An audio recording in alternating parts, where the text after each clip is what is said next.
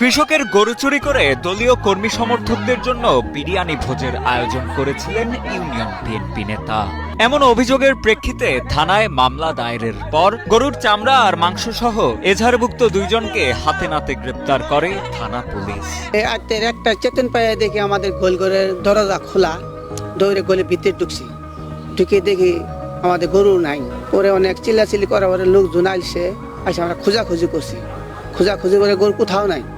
কয়রা বাজার ঢুকছি, ঢুকে দেখি মুক্তা চৌধুরীর বাড়িতে অনেক লোকজন, যে কুড়ালের কুবর শোনা যায়। চতুর্থ কাটা করা বেড়া, আমি বেড়া ফাঁক করে দেখি ওখানে গরু কাটতেছে। 11 জানুয়ারি জামালপুরের মাদারগঞ্জ উপজেলার আদারভিটা ইউনিয়ন বিএনপির সাধারণ সম্পাদক মোহাম্মদ মাহমুদুল হাসান চৌধুরী মুক্তা এবং তার স্ত্রী জেলা মহিলা দলের অর্থ ও গবেষণা বিষয়ক সম্পাদিকা লাইলা খাতুন ইতির বিরুদ্ধে গরু চুরির অভিযোগ তোলেন পার্শ্ববর্তী ইউনিয়নের কৃষক এফাজ মণ্ডল। গরু মুক্তা চৌধুরী কাইরা নিজেই জব করছে শুনলাম, শোনার পরে কষাই দর্শি করলে মুক্তা চৌধুরী নিজেই জব হচ্ছে, দেওয়ার পরে চামড়া সহ কষাই সহ ওর সাথে চুর একটা আসলো সহ ধরে আমরা।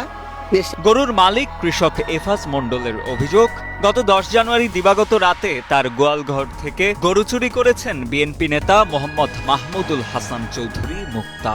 সেই রাতেই সুমন মণ্ডল, বিজ্ঞ চৌধুরী, কসাই বজলু প্রামাণিক ও কয়েকজন কর্মীর সহায়তায় বিএনপি নেতা মুক্তা নিজেই জবাই করেন গরুটি।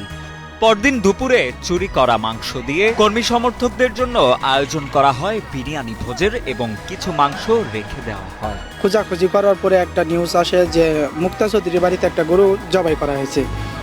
সে বিএনপির 6 নং আদারভিটা ইউনিয়নের সাধারণ সম্পাদক, তার বাড়িতে একটা সকালে প্রোগ্রাম আছে, সেজন্য গরু জবাই করা হয়েছে। পরে আমরা ওটাকে শনাক্ত করে দেখি যে চামড়া সহ শনাক্ত করে দেখি গরুটা আমাদের। এ বিষয়ে 12 জনের নাম সহ অজ্ঞাত আরো কয়েকজনকে এজাহারভুক্ত করে থানায় মামলা দায়ের করেছেন ভুক্তভোগী কৃষক এফাজ মণ্ডল। আমরা দেন কৃষক লোক, আমরা মনে কৃষি কাজ করে খাই, আমার খুব দুঃখের বিষয়। মনে হয় আমরা বছর শেষে দুইটা গরু পালি, 2 লাখ, 1 লাখ, 1.5 লাখ করে এটা বেশি। এটা আমাদের ইনকাম, আমরা যাতে সুস্থ মতো থাকতে পারি, এটা আপনার কাছে করু জুড়ে অনুরোধ।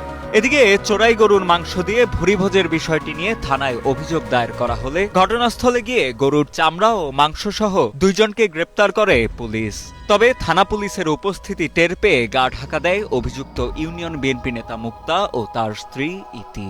বাকিদের গ্রেপ্তারেও পুলিশের প্রচেষ্টা অব্যাহত রয়েছে বলে জানান মাদারগঞ্জ সার্কেলের সহকারী পুলিশ সুপার মোহাম্মদ সাইদুর রহমান।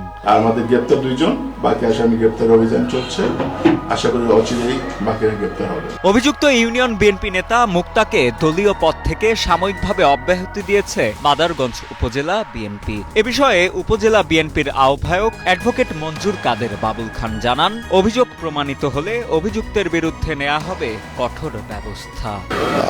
6 নং আদারভিটা ইউনিয়নের আমাদের বিএনপির সাধারণ সম্পাদক মাহমুদুল হাসান মুক্তার বিষয়টা আমরা ইতিমধ্যে জেনেছি।